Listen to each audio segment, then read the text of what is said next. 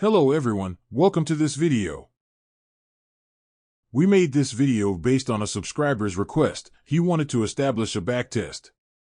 A buy signal is generated when the current trading volume exceeds the highest volume of the past 20 days, or when the closing price falls below the 20-day moving average. The position is then sold upon reaching a certain profit target or risk threshold.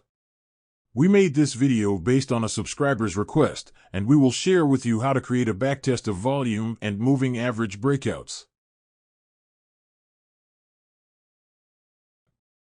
To get started, select SPX as your symbol and keep the other options as default, or you can adjust the other parameters based on your strategy. Under Entry Criteria, change Single Condition in the upper right corner to SameBar Multi-Condition. Then, set the score to 1. This means that a buy signal will be generated as long as either Condition 1 or Condition 2 is met. Go to Condition 1 to enter the first entry condition.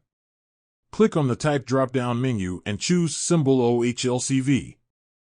Then, move to the Indicator drop-down menu, select the symbol volume, and then choose 20-day period % of previous range greater than 100.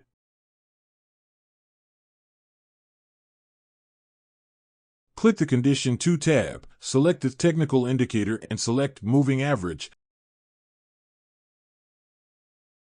and then choose symbol close less than 20-day moving average.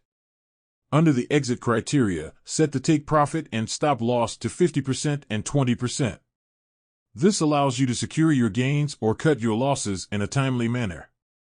Once that's all set, hit the Run Backtest button to start the analysis. After it completes, you'll automatically be taken to the Results tab, showcasing the outcomes. We hope you enjoyed learning how to create a backtest of volume and moving average breakouts. This is a powerful tool that can help you gain a market edge. Thank you for watching the video, and if you have any questions or feedback, please email us at admin@sentimentrader.com.